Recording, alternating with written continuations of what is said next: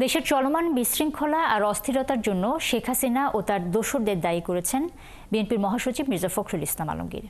শেখ হাসিনার পাতা ফাঁদে পা না দেওয়ারও আহ্বান জানিয়েছেন তিনি।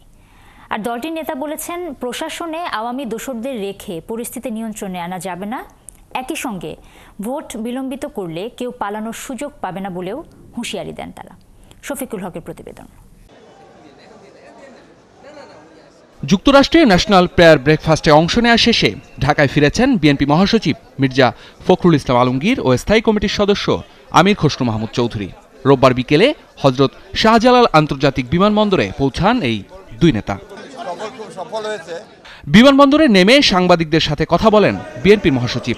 এ সময় যুক্তরাষ্ট্র সফর ভালো হয়েছে জানালেও দেশের সাম্প্রতিক অস্থিরতা নিয়ে উদ্বেগ জানান মির্জা ফখরুল। তিনি বলেন, স্বৈরাচারের দোসররা এখনো সক্রিয়, ফলে সবাই ঐক্যবদ্ধ থেকে সাবধানে পা ফেলতে হবে।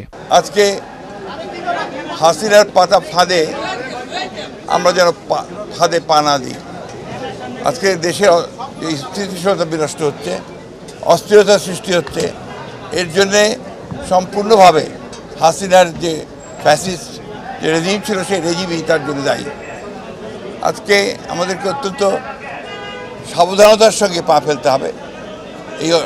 এই যে সফলতাকে আমাদেরকে সফল করতে হলে আমাদেরকে অত্যন্ত ধীরে ধীরে এগোতে হবে। চলমান অপারেশন ডেভিল হান্ট প্রসঙ্গেও মন্তব্য করেন মির্জা ফখরুল। একটা বোধোদয় হয়েছে, সেই জন্য ধন্যবাদ জানাচ্ছি। এদিকে জাতীয় প্রেস ক্লাবের সামনে নির্বাচনের দাবিতে এক প্রতীকী অবস্থান কর্মসূচিতে অংশ নিয়ে বিএনপি নেতা জয়নুল আবদিন ফারুক অভিযোগ করেন, প্রশাসনে আওয়ামী দোসরদের রেখে পরিস্থিতি নিয়ন্ত্রণ সম্ভব না।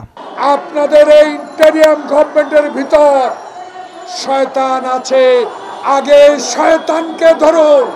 প্রেস ক্লাবে আরেক আলোচনায় দলের স্থায়ী কমিটির সদস্য গয়েশ্বরচন্দ্র রায় অভিযোগ করেন, মুখে বিরোধিতা করলেও উপদেষ্টাদের অনেকেরই ভারতের সঙ্গে যোগাযোগ রয়েছে। যে প্রতিবেশী দেশ আমাদের উপর সোয়ার হচ্ছে, ওনারা যে অনেক আগে প্রতিবেশী দেশের ট্যাবলেট খাওয়া শুরু করছে, এই খবর আমাদের কাছে আছে।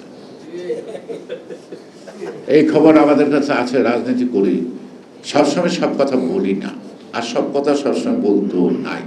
এ সময় ভোটার তালিকায় বয়স কমানো ইস্যুতে ইউনূস সরকারের অন্য কোনো উদ্দেশ্য আছে কিনা তাও খতিয়ে দেখার সময় এসেছে বলেও মন্তব্য করেন এই বিএনপি নেতা।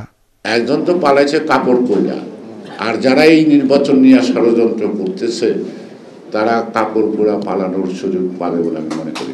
শফিকুল হক, ৭১, ঢাকা।